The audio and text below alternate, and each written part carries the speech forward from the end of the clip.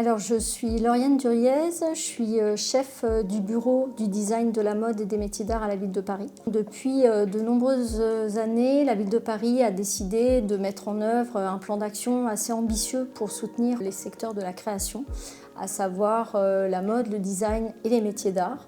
Et donc, je suis en charge de piloter cette politique.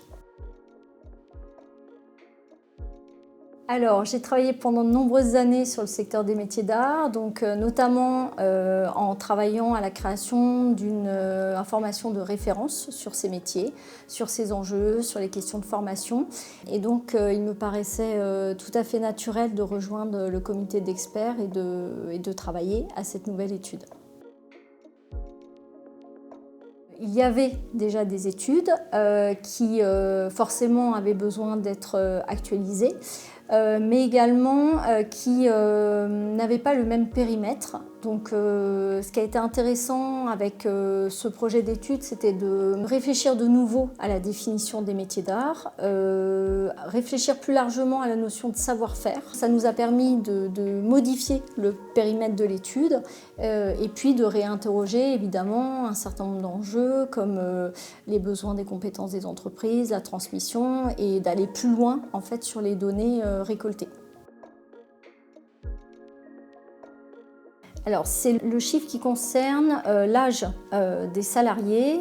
Donc, l'étude indique qu'un salarié sur 4 a plus de 55 ans. C'est une notion qui est très importante. Il est essentiel que l'on se mobilise sur la sensibilisation des jeunes publics à ces métiers pour qu'ils soient de plus en plus nombreux à se diriger vers ces formations et puis que l'on mette en place des dispositifs de transmission des savoir-faire. Donc, la France est riche d'un certain nombre de propositions, de formations, mais on sait aussi que certains métiers sont rares, manquent de formation ou que certaines techniques sont transmises uniquement en atelier.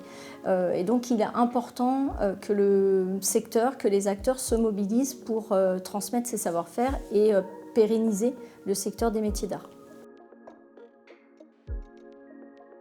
Avoir des données statistiques à jour, c'est extrêmement important pour nous. Ça nous permet de prendre un peu de recul, de réinterroger nos actions. La Ville de Paris met en place un plan d'action très important sur l'accompagnement des professionnels, une action dédiée à la transmission des savoir-faire. Et évidemment, ces données ont conforté notre plan d'action et nous permettent aussi de pouvoir enrichir certaines actions et notamment sur la question de la sensibilisation et de la transmission.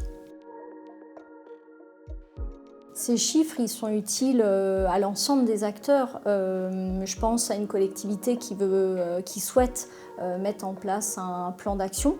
Au-delà de Paris, en région Île-de-France, des collectivités ont souhaité se développer autour de ces notions. Donc c'est forcément des données qui vont les aider à orienter leur politique publique.